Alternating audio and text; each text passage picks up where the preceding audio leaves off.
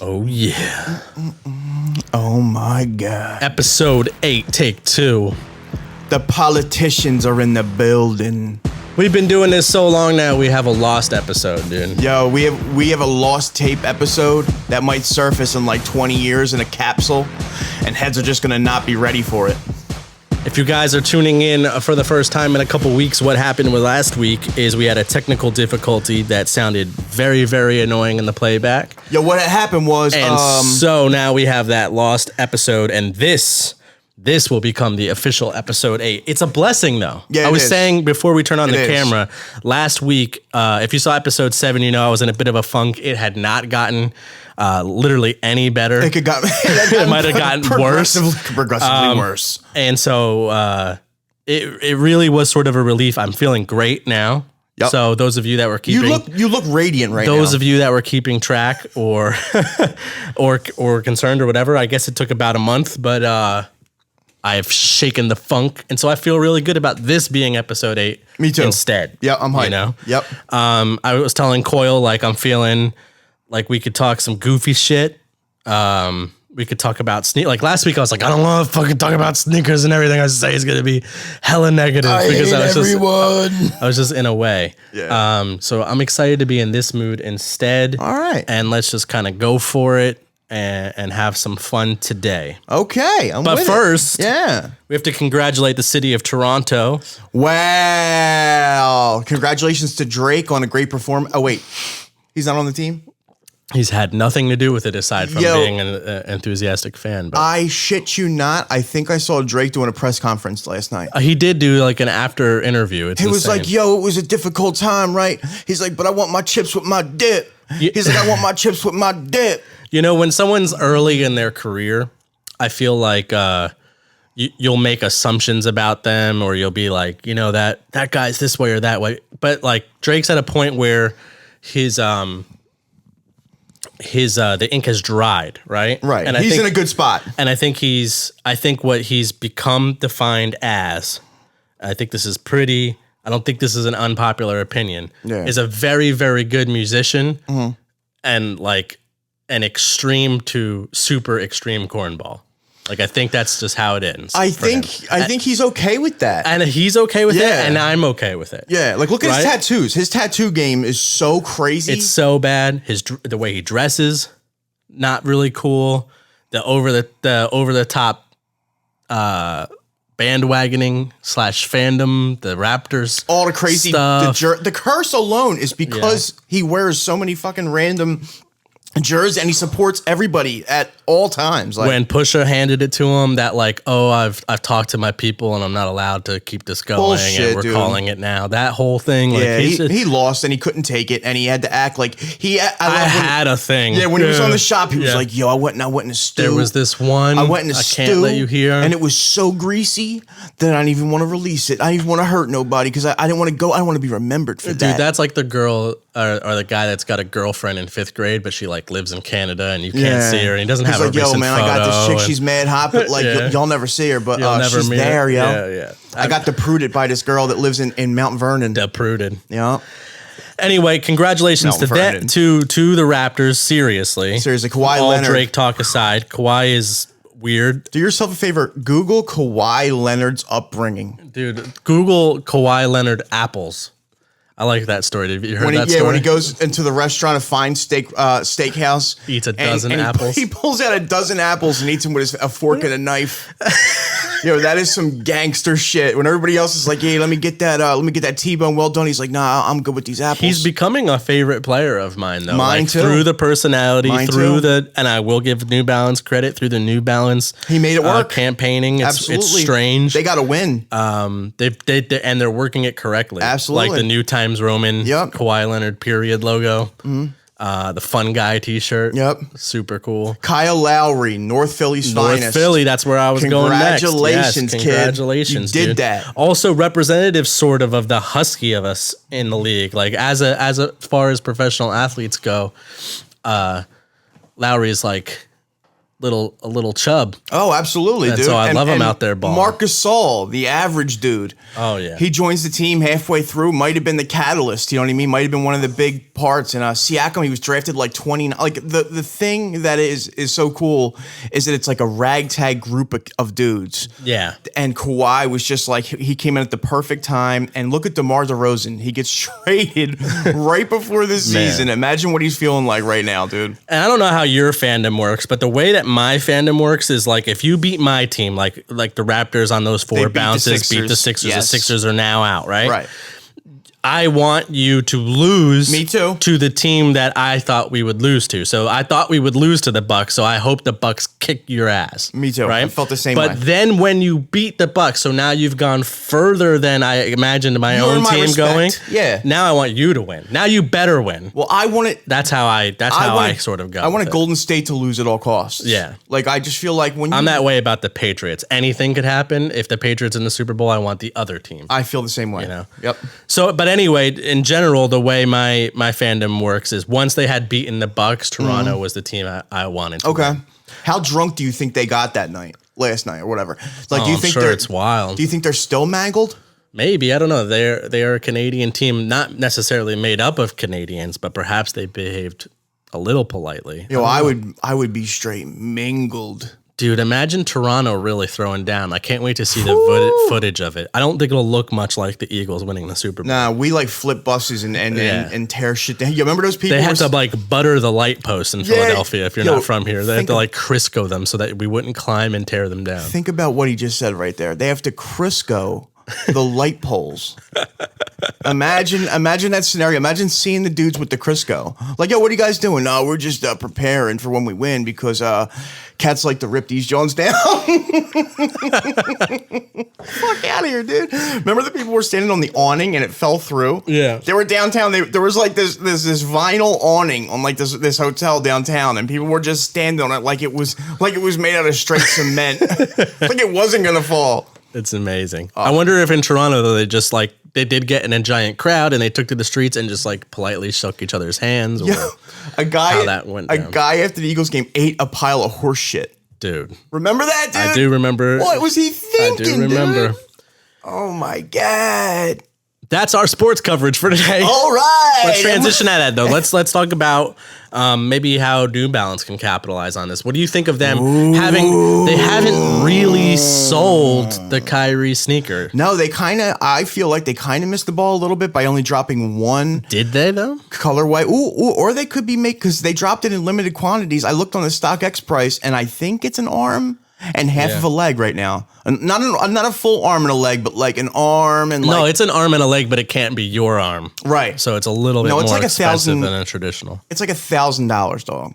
Dude, it is smart, I think. Okay. So I'm gonna play the other side of that coin. Like, did they miss the bus? No, I think they did it right. So not flooding the market with models is like a good idea. And I think at this point, I might do a championship Omni pack. One or whatever it's called. Another pack just like this one with the 2 shoes. Yeah, I would definitely say with an off-court New Balance option, like maybe the V5. Ooh, well, what I will give New Balance credit for is they're sending him like the latest shit to wear before the game. Yeah, he's doing a really good job. He showed up with the Amy's. He showed up with a lot of stuff that I mess with, and I'm like, wow, does he know about this shit? Like, is he like on fucking? Is he listening to Playground Politics for the COYLE COYLE New Balance deep cuts? Of course. And here's the other thing. So anyway, continuing, if I was the entirety of New Balance's marketing department, just me, at this point I would do that in limited numbers,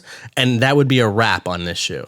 You think so? And that's what I would do. I'd just say moving on. Moving on. Okay. Because that allows it to be really special. Okay.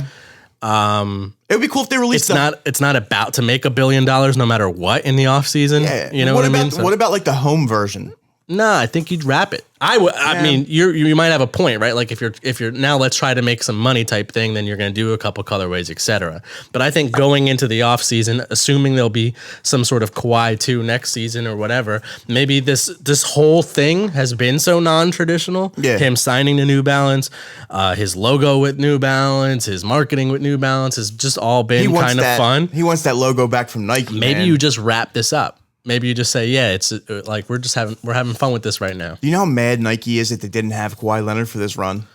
I think in general, sorry to my friends at Nike and Jordan, but I think this was difficult for them. There wasn't a star on the court. Yeah, who was it? I think Draymond wears Nike. Okay. I think that would be But he's like C-list on their team. But the best player on the court probably.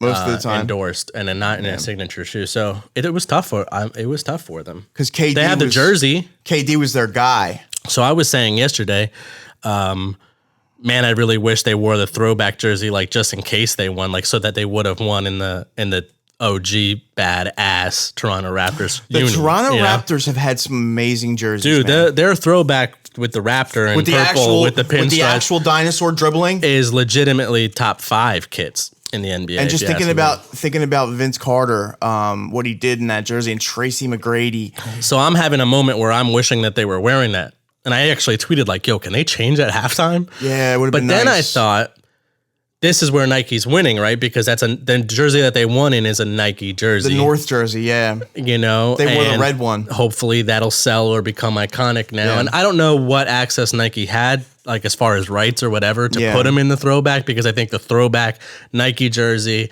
NBA Finals patch would have been like a home run sellout thing. Mm.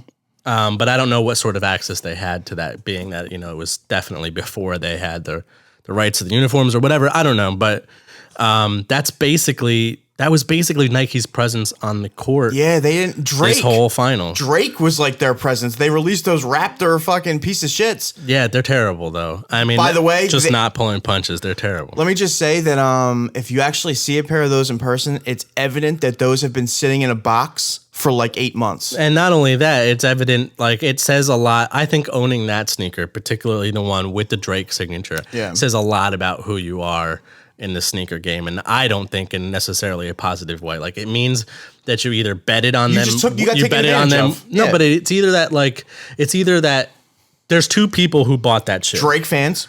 3 people then. Drake fans. Mm-hmm. Drake stans. Yeah. People that are sold by the gimmick, right? Like the same shoe did not sell well, but now there's a signature, so you hyped yourself up and you bought it. Or people who thought the Raptors could win and they could increase in value. Okay, none of those people are like me, but they have their place in the culture. And I guess they got an option. So Nike had a moment with those people, those types of people, right? Those 3 types of people. Now here's the thing: I'm not going to say that if it wouldn't have been a different shoe that I wouldn't have copped. Like there's a version of that shoe, a Drake PE they made where it's almost like a paint splatter. It looks like a black and red cement 4, and it has like a white red paint splatter look. Yeah, you've seen it, guys. Yeah. Now that would be different. That's a different That's a different color makeup. I just think keep them kind of separate. Like not that you can't have a Raptors or Toronto inspired Drake Jordan, I just don't think try to attach it to the finals. Like, you know what I mean? I think like that was them jumping in the ring. That was just them getting in. Like, just let the finals happen. Work with Drake. I got a question. Give me something really dope later. Is Drake even like with Jordan Brand? Yes, he is with Nike. Well, he's with Nike. Nike is the parent company, obviously, for Jordan Brand. So anyway, I think they thought they thought that would translate to more people that was special, right? He was signed to Nike, but it was a Jordan, and it had the signature, and the signature was removed, and now the signature's back, and the finals. Like, I get what Jordan was doing. I just wouldn't attach one to the other. Like, this is something I wanted to talk about a little bit later.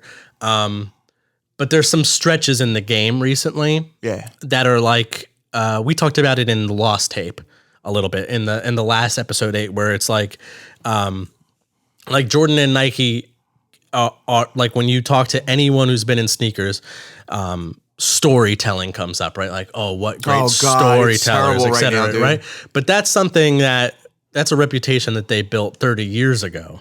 And that's carried them quite a bit. And that I could say has definitely happened more recently in the Nike SB era, et cetera, et cetera. But like, that's not happening now, or not great now. And there's a number of reasons for that. And we'll get into that in a little bit more detail, or my thoughts on that in a little bit more detail later. But that's where I'm at with that. I'm like, I understand that entertainers are the major movers right now. And I understand that a Drake Jordan collab or Nike collab could be cool and they could execute well. It wasn't that, and it shouldn't have been that just to attach it to the NBA Finals, because one, in my opinion, has nothing to do with the other. Like, I think that in general right now, the Kawhi is more valuable than that shoe because it's the traditional story here. It's the signature player's signature shoe that he just did something amazing in. And that's always been that's what it's built on. That's the beginning of everything, right? That's how it's always worked. Right. And it will always work. So shout out to them guys, man. Let's talk about some sneakers, though. Like I said, I'm in a good mood today. We are in a good mood. Our audience likes sneakers. I'm not negative Nancying right now. Should we segue straight from 30 years ago into 1985? Talk about this Stranger Things collab and the rollout for that. I got a text message. My phone was blowing up, right? It was like gadoosh, and I looked, and it was like from Nike, and it was like one of our shipments got lost in 1985, and we can't find it. Little retail joke. Yeah. A lot of your shipments got lost in 2019. Yeah, but this one, this one resurfaced. Right. And now it's making its way across the country, and we have these coordinates. And if you write them down and Google them, they'll tell you that it's a parking lot across from the Staples Center, where presumably some sort of activation for, I guess, this Stranger Things collab will happen. Is that what we're all reading into this? They even had a video where the van pulls in, and like, I get it. You went a little far with the coordinates and all that stuff in the little video. I get it. You're doing a rollout. It's all good, but like, I don't know how I feel about TV show related themed footwear. I think we said this in episode 7, but there's some licenses you can definitely leave on the table, and that goes across all of the brands. Now, I want you to give your read on this whole project, what you like about it, what you thought of the rollout or whatever, because when it gets to me, unfortunately, it's going to be one of those where I have sort of like a lengthy little thing to say about it. Get your popcorn ready, guys. So, but I don't want yours to be biased, and I certainly, mine is certainly also opinion. Yeah. So, I don't want it to be matter of fact. I have not seen like the full rollout of shoes yet. Yeah. I don't know necessarily what they all look like. They're all close. 70s runners. I don't know if you saw the photos, but there's like a waffle blazer. I figured that. I figured like tailwind type. Yeah, there might be a tailwind 70. Okay, well that's what I figured it would be, that kind of thing. Yeah. That being said, I dig special shit. Right. I like regular general release colorways that are sitting on the wall in Foot Locker. I love that shit, right? But I like it when something's a little special, when something has something attached to it. I'm all with that stuff, right? Yeah. But Stranger Things just seems odd. It was almost like when Adidas did the Game of Thrones. Yeah. It's very niche. It's very, well, I shouldn't say niche because Game of Thrones had like 900 million people watch it, but yeah. But I don't. Like I don't watch Stranger Things, right? And one doesn't have anything to do with the other. I think that's one of the things about the Game of Thrones one that stuck out to me is that Ultra Boost House of Stark. Just weird. And with Stranger Things, I do like the tie-in with like time travel, right? Like not time travel, but the setting. Like apparently the show is set back then, right? Yeah. So of course they're doing the footwear from back then. Now we all know that Nike is like built on their catalog.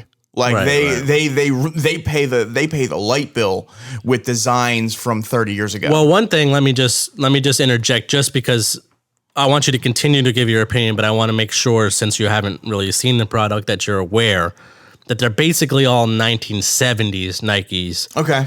In association with a show that takes place in the 1980s, mid 80s. That's kind of weird. So there's about a 15 to 10 year differential between the release of the models originally, Yeah. and when the show takes place. So that is whatever it is. I think it's safe to assume that people in the 80s were still wearing blazers or whatever that came out in the 70s. Yeah. But I just didn't want you to continue to give your opinion with the impression that like, oh, they nailed it. It's all shoes that came out in the year the show is taking place or whatever, because that is not the case. Also, I don't know if it's promo for the show. Like, I guess the show's coming back. It is, yes. Okay. I don't know how long those kids are going to look like that. They're gonna be adults in like a week. Yeah. Especially the little kid with the lisp, the little chubby kid with the curly hair. I love that kid, but I don't know how much. And I love the show, by the way. Pretty soon that kid's gonna be like a skinny, tall dude. Yeah. You know what I mean? He's gonna be like, hey, what are we doing over here? These monsters are super scary, yo. That might be kind of cool if they were to keep it going long enough that you kind of like see them become adults. Adults, yeah.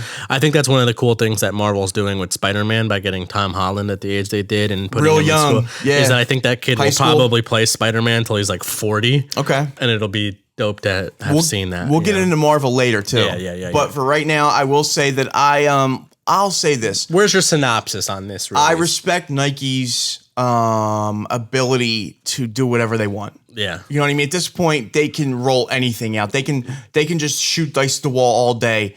And it's really not going to hurt them in any way. Point. Yeah. So that's it. That's where it kind of comes down for me too. So another thing that we talked about from a more negative lens on the Lost tape was just that the state of the industry right now is in like such a bubble. It's so inflated that the criticism, the critique, the measure by which not only the entire market but individuals or teams at certain brands are measured is like wildly skewed, right?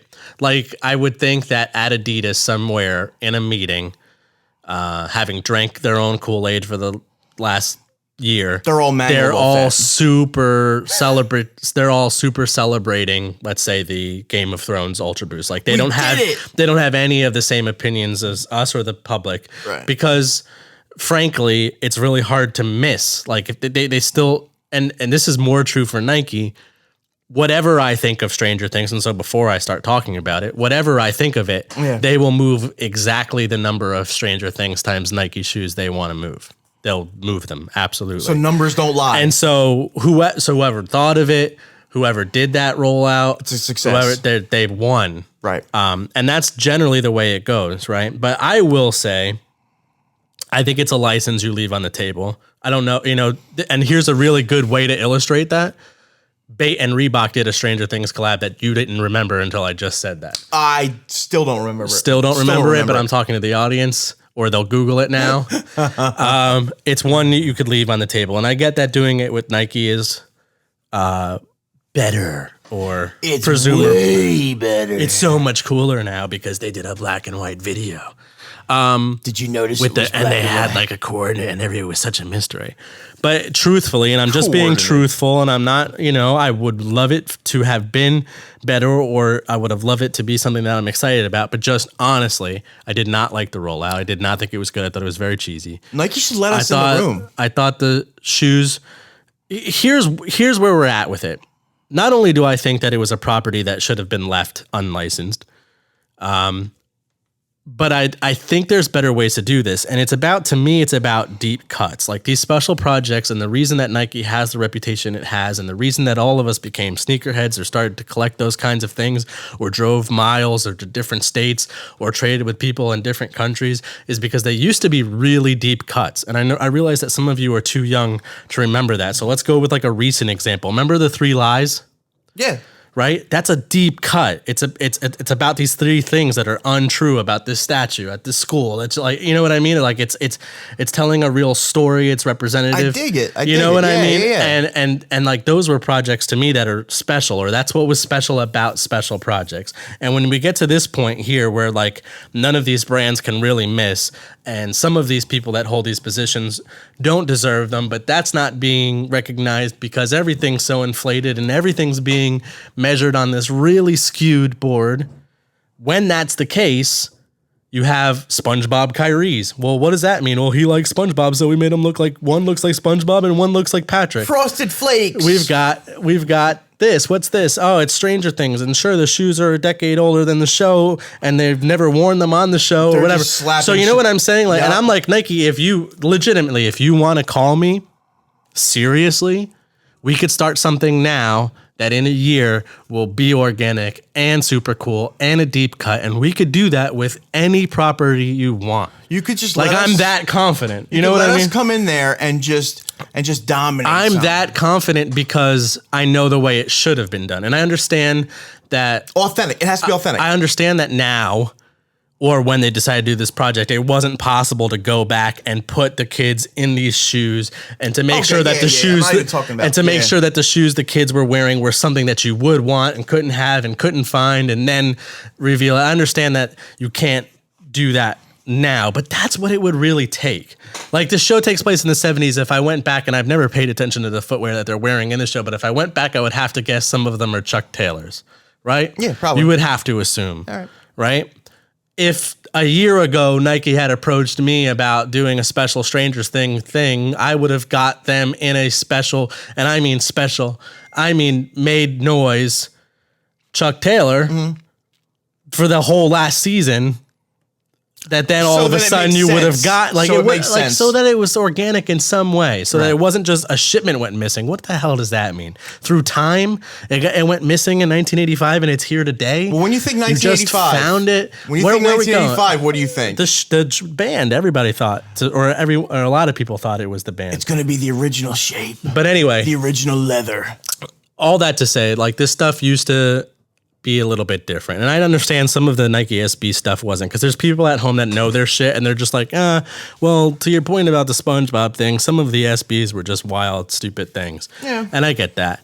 I get that totally. We made a Heineken look like a Heineken can. I get that. It's all good. But to me, the best projects or the way to do something like this, do you think they'll is sell? A deeper cut and integration. They'll sell enough. They'll sell exactly as many as they wanted to, because the market just doesn't. You copping?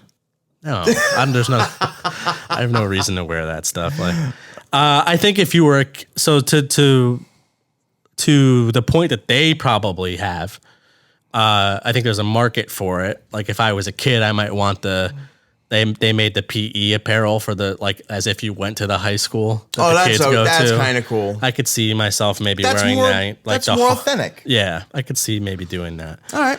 Then, like, if I was a kid, not now. Yeah. I don't need a high school PE. Say they made the Jordan 1, the band 1, right? Yeah. With the Stranger Things logo on the shoe somewhere on the outside. If there was a character on the show that was wearing band 1s this whole time for 4 seasons, then right? I would be all in on that show.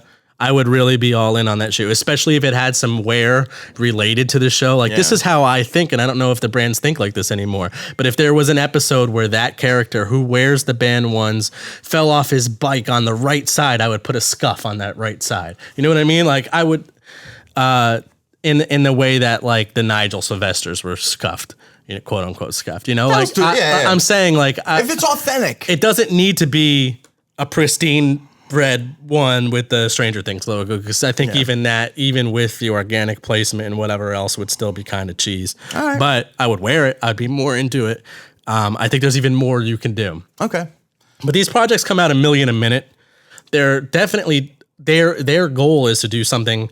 Their goal isn't to be cool. Fortnite times Jordan wasn't about being cool. They knew that was goofy. They knew that we think it was goofy. No, literally, if you were in the room, they are right when they say that it's that Fortnite has established itself as a true marketing platform where they can connect with millions of users who are of the demographic of which they are still trying to build. Do you think like, on paper it makes sense? Do you think they're aiming towards that demographic now, the younger kids, because they got us, right? Yeah. Well, I think you need to. I think you need to continue to. But here's the thing: I don't think you need to be an herb. So like you don't need to be a dork. And what I mean to say that by that is, like, if I were in that meeting, and I would never be, because I'm not the type of person that gets hired because I don't drink Kool-Aid like that. Like, I'm not, like, if you gave me a job at Jordan Brand, I wouldn't forever only wear Jordans and applaud everything that everyone at Jordan does. And imagine that. You know, I can't be that guy. So I would never get that job. But let's say I was in the room, right? And somebody said, somebody else works at Jordan Brand, and they're like, so we're thinking Fortnite. Fortnite connects with millions of kids between this age, and we can put you can put their avatar in Jordans, and it'll expose it to so many other people. And so's been advertising with Fortnite. Go along with it. They got I would just be like, yeah, all of that is true. From my gut, I just don't think we have to dork out like that. Like I don't think that's what built our brand. I think our brand was built in the streets and on the basketball court, and like it's a time where like maybe we sacrifice all those analytics to remain cool, because nobody thought it was cool when Fortnite times Jordan was. Right. I mean, everybody who works at Jordan Brand who drank the Kool-Aid thought it was cool, and a couple 12-year-olds. You know what I would do? Check this out. You know how they did the Fusions, the Air Force One Jordans? Yeah. I would do Jordans with Air Max outsoles. Yeah. Dude, I don't know. Did you see the Mars 720?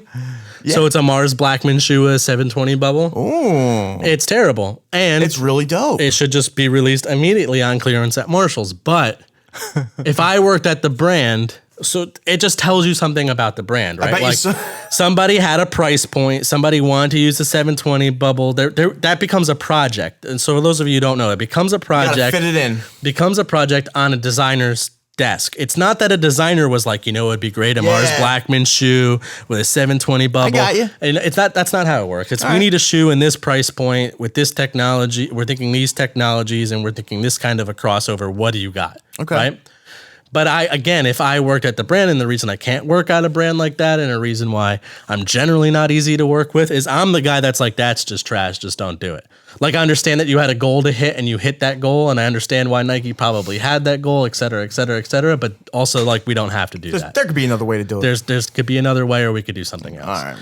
Now, I don't like the 720 React either, but I understand that 100%. Like, I understand where everybody from probably Mr. Foamer Simpson to my mom will pick up that shoe in a Foot Locker, and they'll do a dozen colors, and it's a good price point, and it'll end up being a good option for a lot of different kinds of people. I totally get it. Like, if I work there, green light. All right, real quick segue. Yeah. Foamer Simpson just did a video with Cousteau. I saw that, yeah. And they did like a Nike ID for him and his brother. Shout out to those guys. Cousteau seems like a really good dude. Oh, he's a very nice guy. And for them to do that, Foamer does a lot of like really good stuff. He's a really good dude. He's helped me personally in my life. He's a solid individual. His brother, genuine dude. So shout out to those dudes down there in Florida. Yeah, if I could make an assumption, and I hope if I'm wrong about this assumption that one of them says something, because I would hate for people to make assumptions about me, but I do know everybody involved to a little bit of a degree, and I think one of the coolest things that I saw from that story, and everyone will take away a number of things, and I saw that actually getting a lot of plays on social, but Cousteau is Cousteau. Like, Jacques, as far as I know him on and off camera, is a super nice guy. Is genuine. Yeah. He's like I don't know that he goes to church. I don't want to make a son, but he's like the church going, happy go lucky. Good person. Let's focus on the positive type guy, right? Yeah. And then what I know about Foamer, and I know less about Buckets, admittedly, but what I know about Foamer is he's from a rougher part of New York City. He's come up, he's done some things maybe he's not proud of. He hasn't always been a super positive guy, and he's been very proud of how transformative like YouTube has been for him. And I've heard him say this. I'm not making an assumption, but but he's just been like, well, I've really been able to work at being a better person, and now and focusing on positivity. And now he also tweets sometimes like a motivational poster, and he also like, you know what I mean. But he's also but not that I think that it's not genuine. This is what the point I'm getting at. Yeah, no, like, he's genuinely become better or improved or whatever. Absolutely. And so what I saw in that video, which maybe a lot of people didn't see, was that, like, I don't know. I don't want to speak for Mike, but maybe it was like a really kind thing being done by a really kind person. Mm-hmm. Really. That you're really a part of, or has been really supportive of you really growing and becoming a kind and positive person yourself. Yep. And Absolutely. I thought that was really cool. So that's maybe I'm implying a narrative. No, but that's pretty game. But that's what I'm reading into it. And I thought that was cool. I think that's a lot cooler than the Nike placement and the logo. Yeah, I think it's cool because you can do your own ID. Here's a link in the bio. I think it came from Jacques. I think it was a solid move. Yeah. And I just think he deserves it. So. Yeah. So the genuineness that I just described is absolutely awesome. Yep. And I only describe it that way, and I only share that point of view, not to take away from the sheer viralness. Go retweet it, go like it, go comment, whatever. But just to say, like, to me, it wasn't about like the 3-day lead up. Like, we did a really cool thing with Nike. We can't wait to show you. And then Jacques like slightly misleading. I designed a Nike title that leaked a week early. It wasn't about all those tactics. It's about the final product. It was about the point. Well, and to me, it was about that genuineness. Yeah. Right? Like that's a genuine friendship, a genuinely cool thing. All right. I was into it. Anyway, if you haven't seen that, I believe it's on Cousteau's channel, and then there's like a follow-up on Fomer's Fomer channel. did like the background of it. Yeah. Very, very, very cool. And I will say another segue into YouTubers. I recently, this past week, it's Teddy. The dude. Teddy was in town, and I went down and scooped him up. He was staying in Fishtown. Now, people that aren't from this area, Fishtown is an area It's like our Williamsburg. It was like really dilapidated by the opioid epidemic, and now it is being gentrified a little bit. So it's like in the middle. Like one block will be boarded up, and the next block will be like, $500,000 condos. Like as a result, I think it is one of the cooler parts of the city. The architecture, shit like that. But that's what I'm trying to say. Is Teddy is a great dude. Yeah. Yo, we hung out, right? I took him down to the Reading Terminal. Yeah. Now, the Reading Terminal, for people that don't know, it's like Pike's Place in Seattle.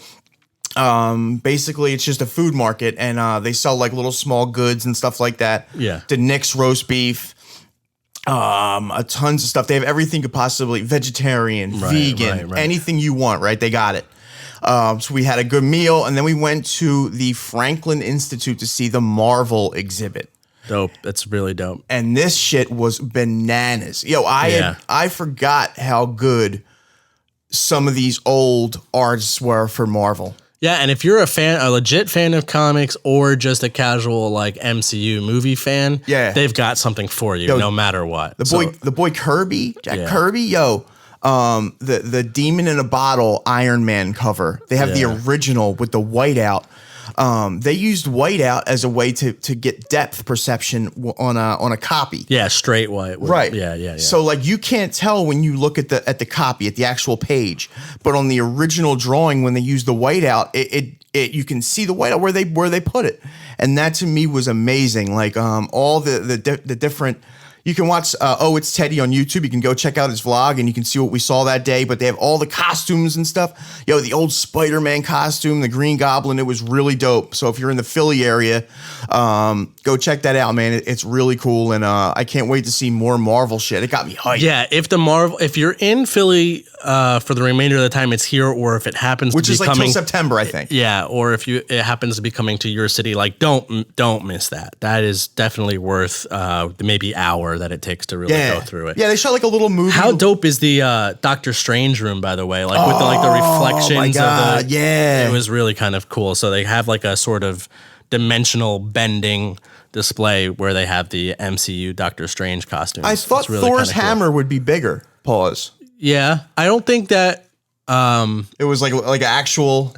No, I think that it was an actual prop, and I don't want to I'm not saying that Chris Hemsworth isn't big, but sometimes movie magic is that way. Okay, yeah. Like for him to look so big, you make the hammer a little smaller. You know what I mean? Like little things like that. Okay. That's what because I noticed that too. And I thought immediately, I kind of thought like, well, yeah, he's, Yeah, like I thought that was bigger, I mean, he's probably twice or 3 times bigger than me anyway. Right. But then you do that and it makes him look gigantic. Yeah. Okay. So anyway, definitely checked it out. I did see Teddy too. We went to the Coheed concert. Ernie works. Oh, yo, how was that? For Coheed. I love that band. So we had a really, really good time. Teddy was like kind of on the way out or whatever, but he went he was headed to Pittsburgh or whatever. But definitely thank you to him and Ernie. Ernie hooked us all the way up.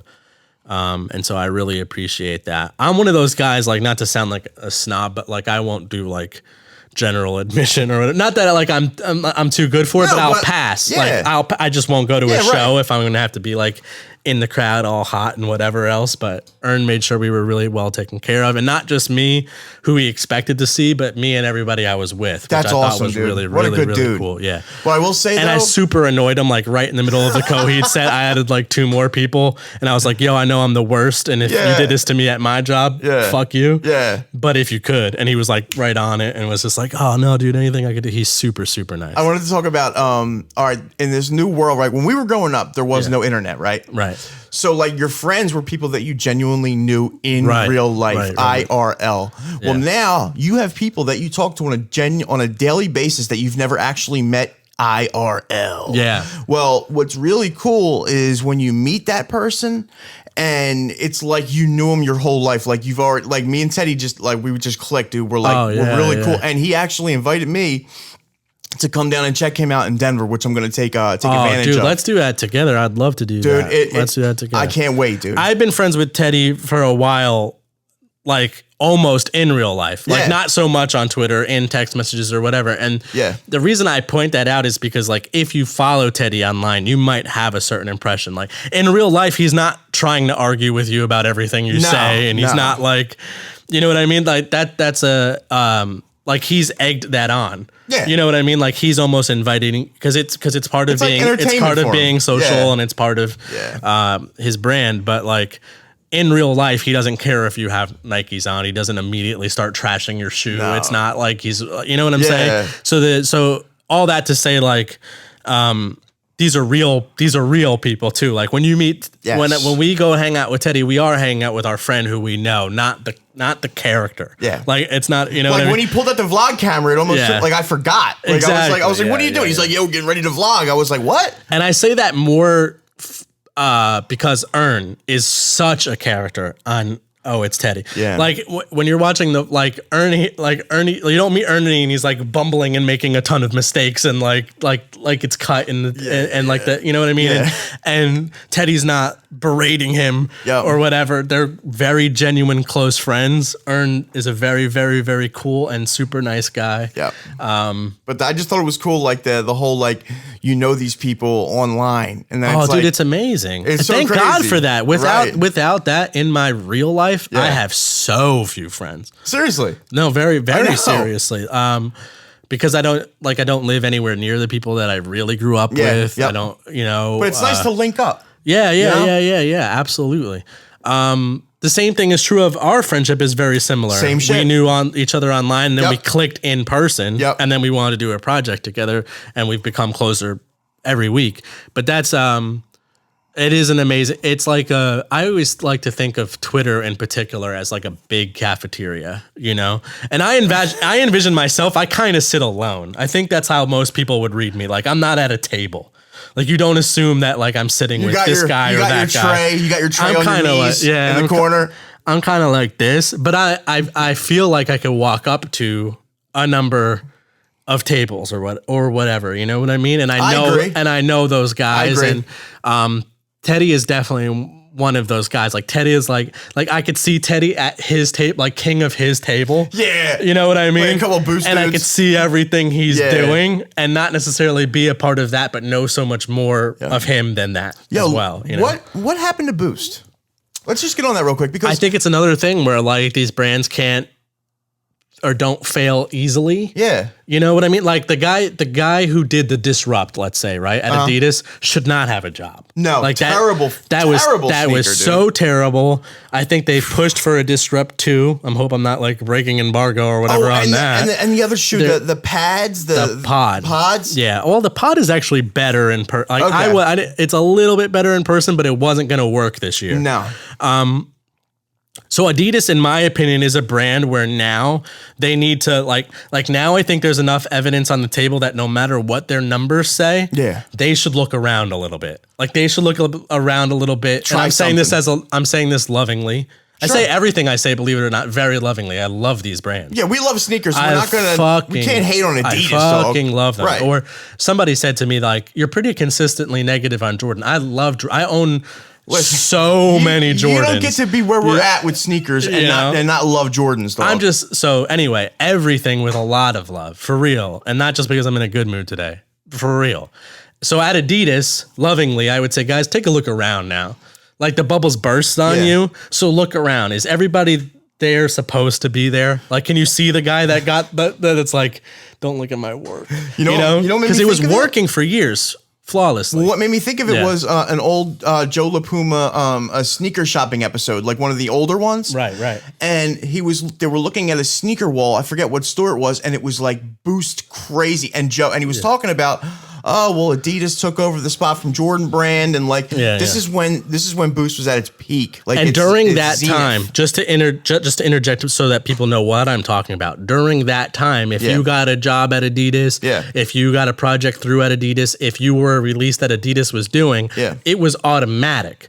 So the measurement was skewed. You understand what I'm saying? Like, if it had Boost on it at all, it flew. It sold. If you were in marketing, everything you said didn't matter. It was sold out anyway. You won. If you were in sales, everyone wanted your product. Every account you opened sold all the way through. Everything was gravy. So what I'm saying now is, at this point, lovingly, Adidas take a look around without the rose glasses. Yeah. Who belongs there? What should you be doing? How many of these projects should have been greenlit? What fat can you cut? Now it's sort of, and I kind of wish the whole industry would go through that. Like, I kind of wish I could, like, selfishly, I wish I could pop the bubble and deal with a couple tough months as a retailer.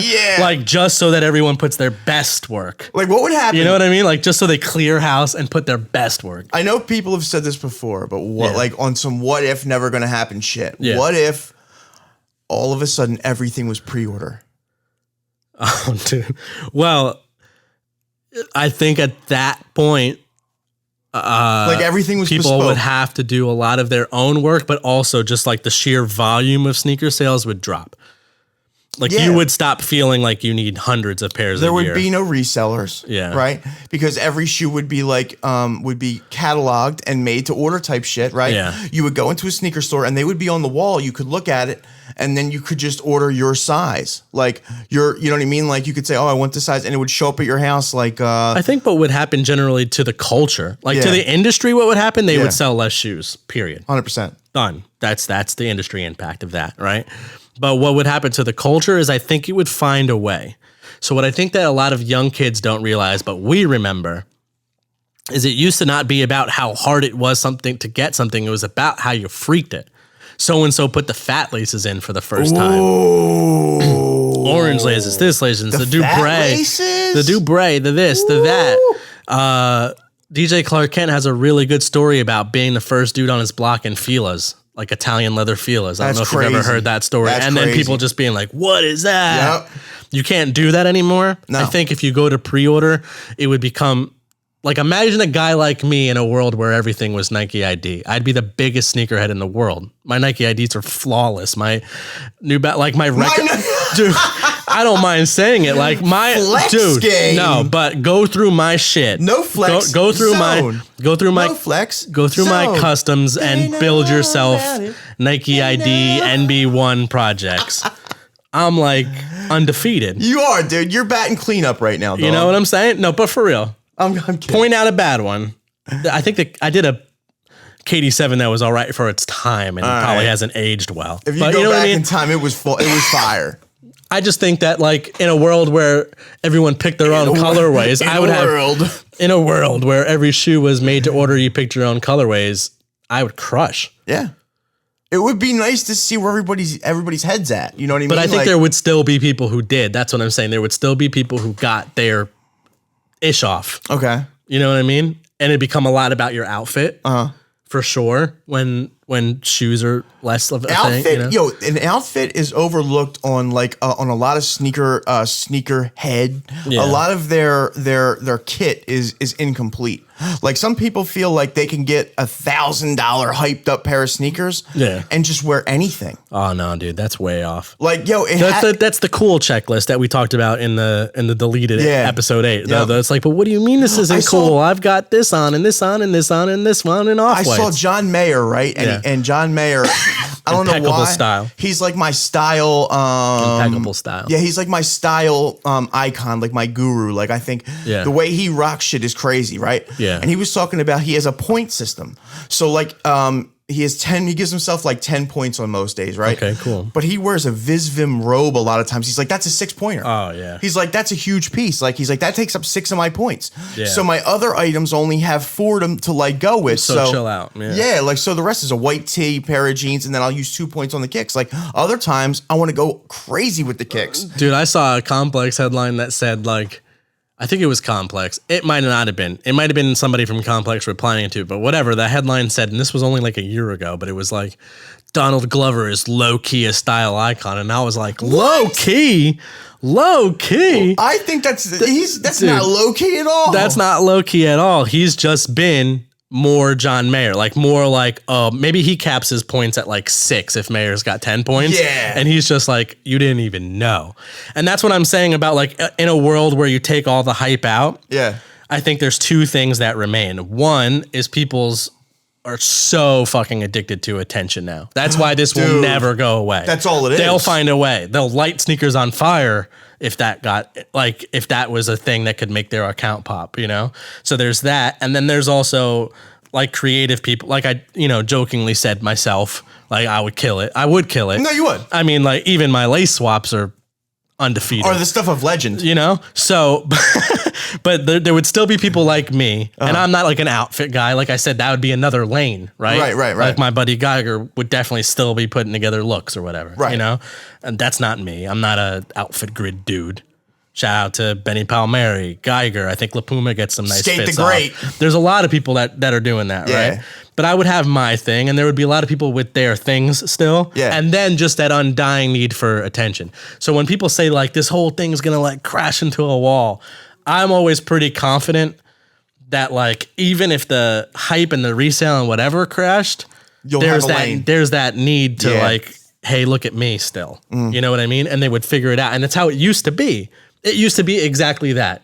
It used to be a dozen people in your high school that were like, hey, look at me every day. Right. And they were doing their own thing. Like there was a good 2 years of my sneakerhead history. Mind you, none of this was conscious. You weren't trying to be anything, but I got a lot of attention for drawing on my shoes. But like, I'm a very good artist, and I've always been, but like just the bic in class. You were like Virgil Abloh.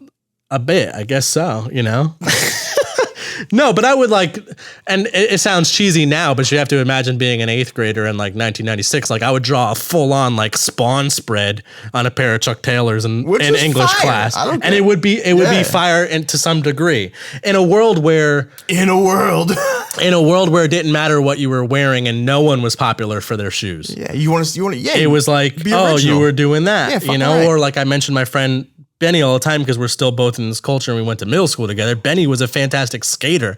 So I like loved the shoes that he wore because he like skated in them. Like, I don't know how to explain it. You know what I mean? Like people had real connections to things.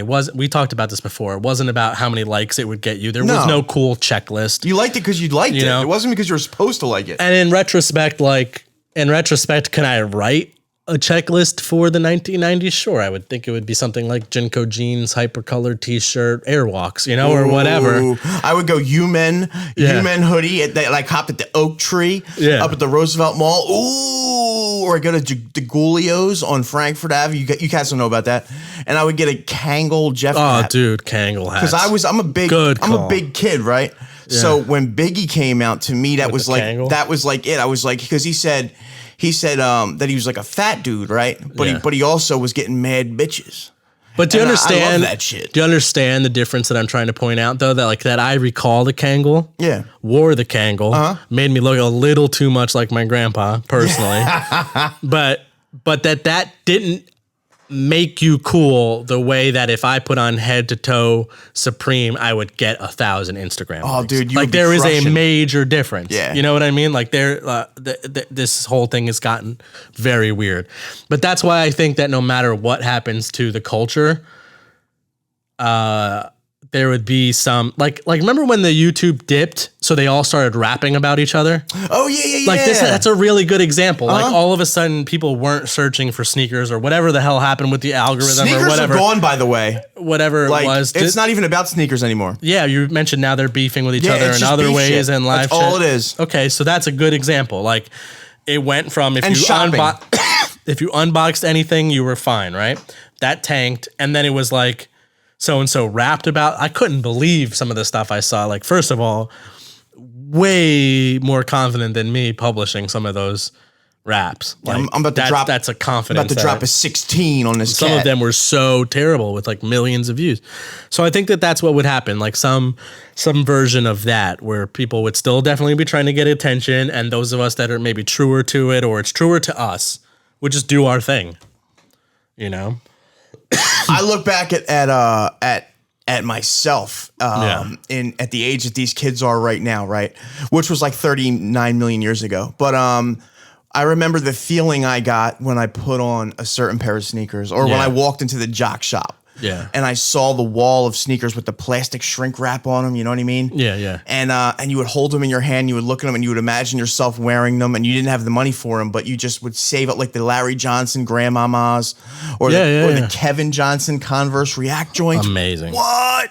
But I can remember looking at like Air Force Ones, and there was a Delta Force was a shoe, and it had this logo, and it was the word Force in block letters, and it had a basketball at the bottom of like the middle of it. It was like the top half of a basketball, and the word Force was written behind it. And when I saw that logo, it just like spoke to me, and I remember I was that's all I could think about, right? Yeah, yeah. And the colorway didn't like it's all I thought about, literally. It's the difference of being like true to it or not. And I know that sounds cringy, but listen, like you're true to it or not.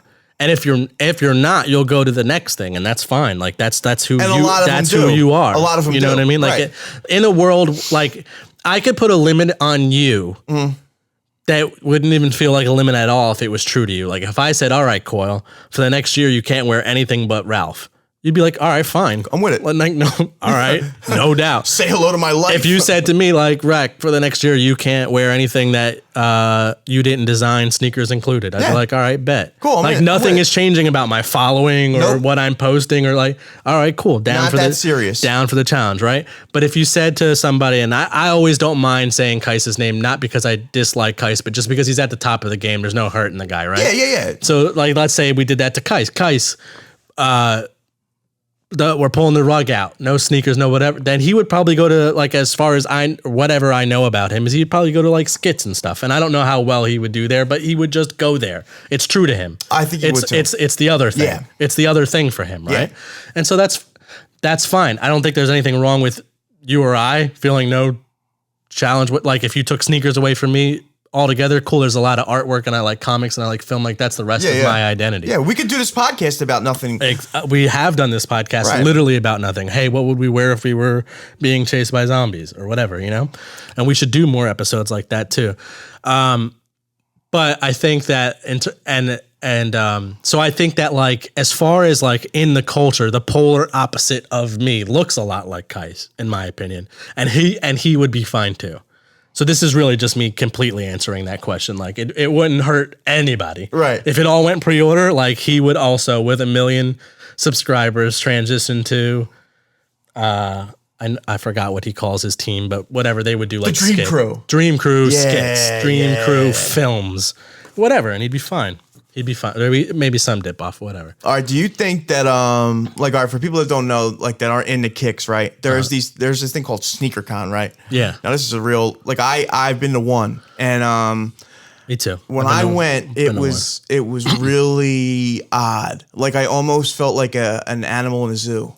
Right. Like I was in the enclosure, and all these people were walking around just looking at me. Yeah. And I felt like I was like a novelty. Yeah. You know what I mean? And not to say that that's cool or uncool, but like these little kids, they look at these YouTubers and shoe-tubers. Yeah. And love that. And yeah, they look at these guys like they honestly like they are celebrities because they acquire certain footwear. Like what I wanted to say is like just because you have a certain pair of sneakers doesn't mean you're cooler or like there's this dude Perfect Pair, right? He's a rich guy, and not to say it's good or bad. Like he earned his money, whatever. But he can get any shoe. Kenny's a nice guy, by the way, super nice guy. Yeah. I'm just using it as an example. I shouldn't say it. Any rich guy that can go out and buy literally anything they want, right? Yeah, like that's not an accomplishment. Like some of those guys are cool. Like it is good to give an example, right? Because when you say Kenny's name or what's his alias? Perfect Kicks? Perfect Pair. Perfect Pair. If you say Perfect Pair, people know the lifestyle you're talking about. Right. And they know why he's popular. Like he collects speedboats. It's like me saying Kais. It's not personal to Kais. When I say Kais, to me that's saying like peak YouTuber, hype beast, clickbait guy. Yeah. You know what I mean? Like they did an episode of like when they go to your house and look at, that's how he blew up. Yeah, it was called, yeah. It was like something closet, something nice. I think it was a Nice Kicks thing. Yeah. Right. And I saw this dude's house and I was like, oh, this is different. Like I can't compete with this. Right. Like the dude like collects speedboats and shit. I think that's the funniest thing is just the idea of even competing. Yeah. It's not about all that. But I think that's the that's like what it gives off. Like the way that he was speaking in that was like yo, catch up. Yeah. You know what I mean? Like when he's showing all these shoes, he's like, you don't know about this.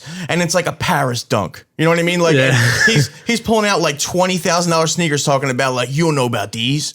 You know what's funny too? Like I understand exactly. I know I don't know about those. Yeah. Like what the fuck? There's like 4 of them in the world, cuz. To some people, that's what matters, man. And you know, to me, like if I had all the money in the world, mind you, I'm not even close. Like I'm not just so people can know from the perspective in which I'm talking. I'm not even wealthy by any means, right? So if I had it all, I would have to imagine that would be very boring to me. Imagine like get me a game where of signed Jordans, get me a Paris dunk, get me a Supreme blazer, whatever. Like that would just be. He has, if I'm not mistaken, he has the Last Shot 14s.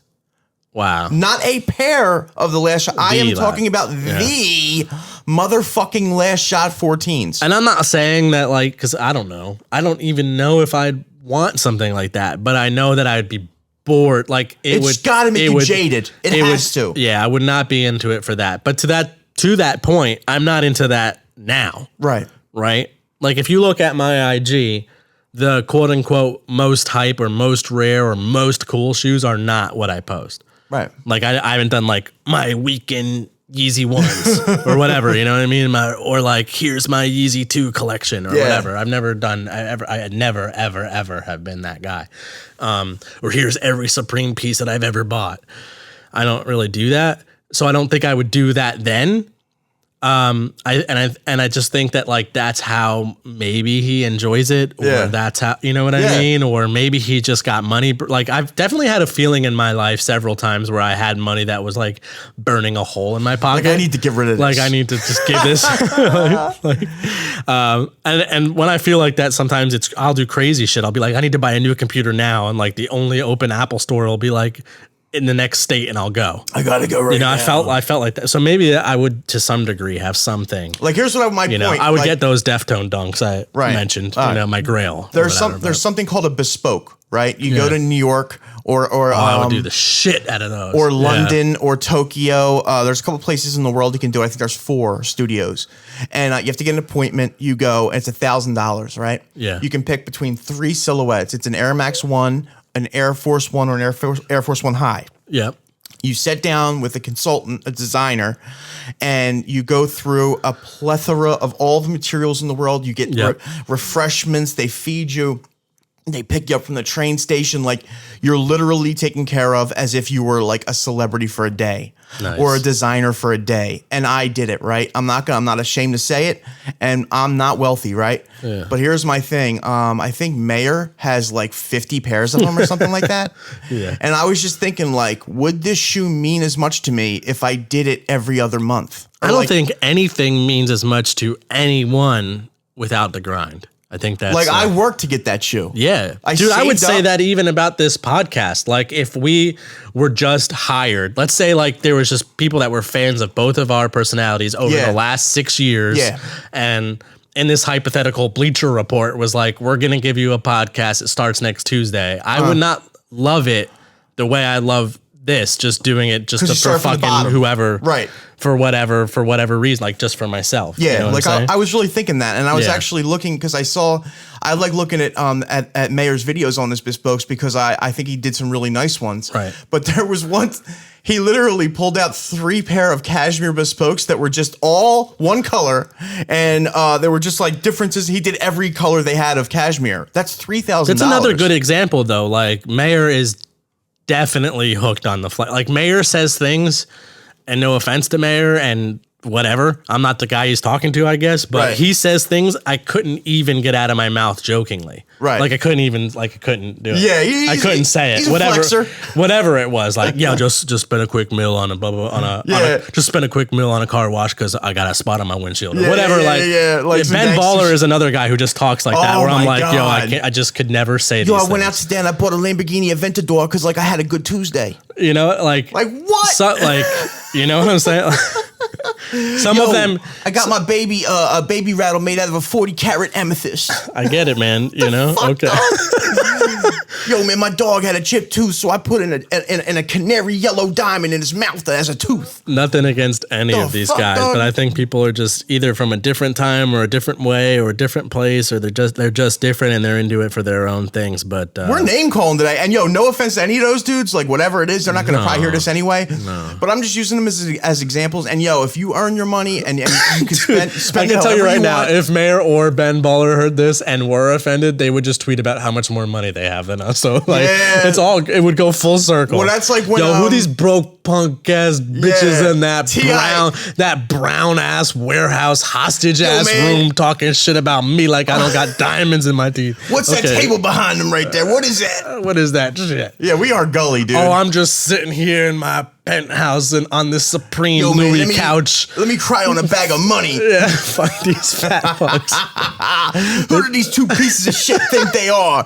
Talking it's shit all about good. I'll tell you who we are, man. We are Playground Politics. Thank you guys for tuning in to episode 8. I'm hyped right now. I'm about to drop a fair one. Shout out to our Hall of Heroes. We are at 19. The very next one of you to join will be our 20th. Yo, if you're the 20th right now, I'm saying it. You got a place in the Hall of Heroes, kid. Dude, that's amazing. Guys, definitely thank you for tuning in. Share, like, tweet this out. That's the biggest thing. Copy, paste, tweet. There's no button to do that anymore. Mayfair, stand up. Oh, let me lower the music real quick. The music got lowered. We are back up to 4.9 on Apple Podcasts because you guys went out there and did the thing. You rated, you added positive comments. You got rid of that one dork. If you drop that 3.0, I'm still looking for you, son. Keep that up. Still looking for you, son. Legitimately, I know people say it all the time, but it makes a difference. Like now you can go see that. You raised us 2 decimal points. Guys, we need that. 1 week. Go back and keep it up. Thank you guys so much. We will see you guys for episode 9. Yo, we're almost at 10 of these things. Yo, when we do episode 10, it's going to be a bonanza. It's going to be nuts. Let's do our first guest at 10. We could. First guest at 10. All right, first guest at 10. You guys heard it here first. Share, hit like, hit subscribe, leave us a comment, tweet us. Mayfair in the building. Have a slice of pizza. We'll talk to you soon. Peace.